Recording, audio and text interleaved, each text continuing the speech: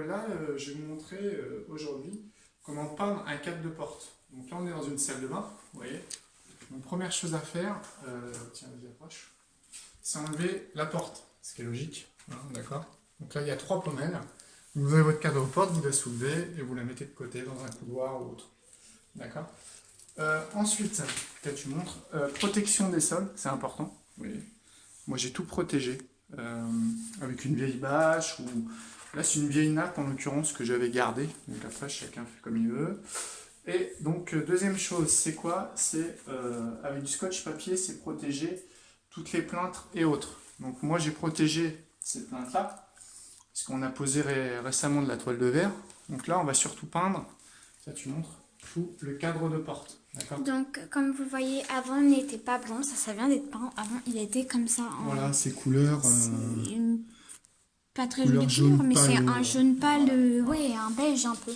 Donc, une fois que vous avez protégé partout, d'accord. Donc là, si vous voulez garder cette Donc là, partie-là blanc propre, et la beige.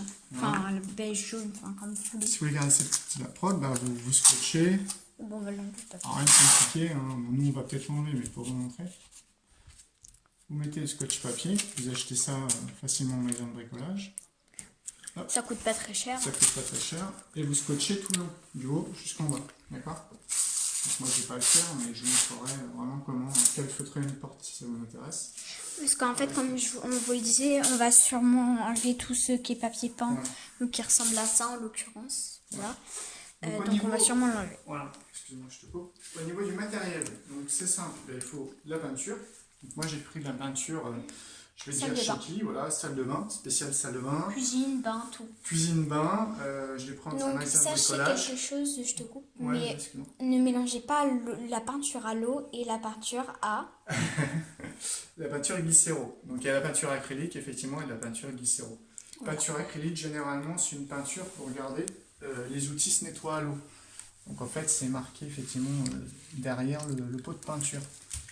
Nettoyage à l'eau ou white spirit. Donc moi j'aime bien prendre effectivement une peinture à l'eau parce que vous voyez j'en ai sur les mains, mais après c'est facile. Vous partez avec de l'eau chaude, du savon et à ça nettoyer, d'accord. Donc après un bon pinceau. Après il y a différents poils. Après vous choisissez ce que vous voulez. Moi je suis parti sur un pinceau classique marque Dester, mais il est assez souple, comme on peut le voir. Vous voyez, je peux montrer. Vous voyez, il est assez souple dans la facilité de peindre, d'accord. Voilà. Suite à ça, une pâte de lapin si vous avez besoin. Mais là, bon, pour faire le peu qu'il y a à faire. Pour les portes, ça sert un peu à rien, mais vous pouvez sur des grandes surfaces. Voilà, on montrera peut-être comment peindre sur des grandes surfaces, sur de la toile de verre. On verra peut-être après.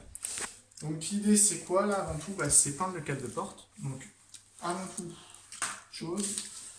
faut poncer, d'accord. Nous, on avait une ancienne peinture. Donc, qu'est-ce que j'ai fait? J'ai poncé tous les cadres de porte, d'accord. Donc, je démarre. On va dire du haut vers le bas, toujours dans le sens du fil, d'accord. Vous voyez, je n'hésite pas, je ponce, d'accord. Je ponce bien comme il faut. Au niveau du grain, plus les gros, mieux c'est. Enfin, surtout là, parce que j'avais épais.